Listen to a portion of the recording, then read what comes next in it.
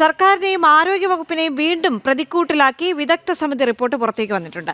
Urology വിഭാഗത്തിൽ ഉപകരണങ്ങൾ എത്തിക്കുന്നതിൽ കാലതാമസം ഉണ്ടായെന്ന ഡോക്ടർ ഹാരിസിന്റെ ആരോപണങ്ങളാണ് സമിതി ശരിവെക്കുന്നത്.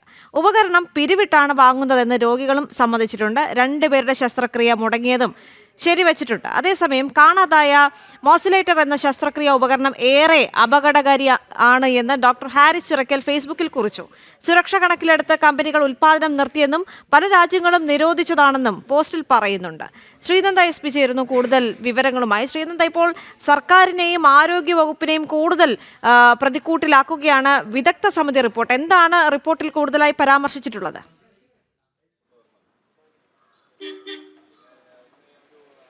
ദീപിക, വിദഗ്ധ സമിതി നൽകിയ റിപ്പോർട്ടിൽ ഡോക്ടർ ഹാരിസ് ചിറക്കൽ പറഞ്ഞതെല്ലാം സത്യസന്ധമായ കാര്യമാണ് എന്നാണ് പറയപ്പെടുന്നത്. ഹാരിസ് ചിറക്കൽ പറഞ്ഞിരിക്കുന്ന എല്ലാ വിഷയങ്ങളും ശരിയായതാണ്. അദ്ദേഹം ഉപകരണക്ഷാമത്തെക്കുറിച്ച് പരാമർശിച്ചിരുന്നു. അതെല്ലാം തന്നെ വളരെ വ്യക്തവും സത്യസന്ധവുമായ കാര്യമാണ് എന്നാണ് ഇപ്പോൾ വിദഗ്ധ സമിതി റിപ്പോർട്ട് നൽകിയിരിക്കുന്നത്. എന്ന് വെച്ചാൽ നമുക്കിപ്പോൾ മനസ്സിലാക്കാൻ സാധിക്കുന്നത് ആരോഗ്യമന്ത്രി പറഞ്ഞിരിക്കുന്ന കാര്യങ്ങളെല്ലാം തെറ്റാണ് എന്ന് തെളിയിക്കുന്ന ഒരു റിപ്പോർട്ടാണ് ഇപ്പോൾ പുറത്തു വന്നിരിക്കുന്നത്.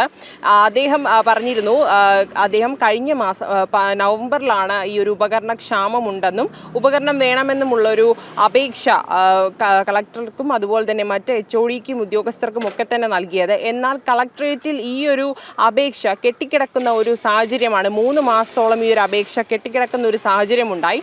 ശേഷമാണ് ഈ അപേക്ഷയ്ക്ക് മേൽ ഒരു നടപടി ഉണ്ടാകാനുള്ള ഒരു കാലതാമസം ഉണ്ടായി.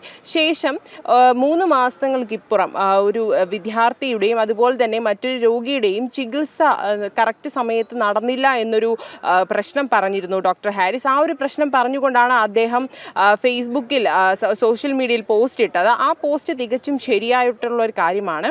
അങ്ങനെ ഒരു സംഭവം നടന്നിട്ടുണ്ട്. അതിന് കാരണമായി കണ്ടെത്തുന്നത് ലിത്തോസ്കോപ്പ് എന്ന് പറയുന്ന ഒരു ഉപകരണമാണ് ഇതിനെല്ലാത്തിനും ഉപയോഗിക്കുന്നത്. ആ ഒരു ഉപകരണത്തിൻ്റെ ക്ഷാമം കൊണ്ടാണ് ഇത്തരമൊരു സാഹചര്യം ഉണ്ടായത്.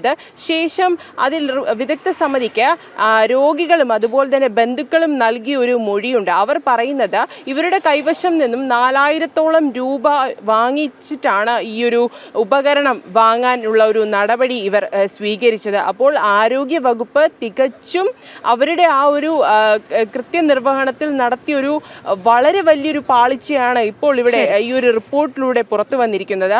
എന്തായാലും ഈ ഒരു ഹാരിസ് ചിറക്കൽ പറഞ്ഞിരിക്കുന്ന എല്ലാ കാര്യങ്ങളും ശരിവെക്കുന്ന ഒരു റിപ്പോർട്ടും ആരോഗ്യ വകുപ്പിനെ ഇരുട്ടിൽ നിർത്തുന്ന ഒരു റിപ്പോർട്ടുമാണ് ഇപ്പോൾ പുറത്തു വന്നിരിക്കുന്നത്. ശരി ശ്രീനന്ദ. ശരി.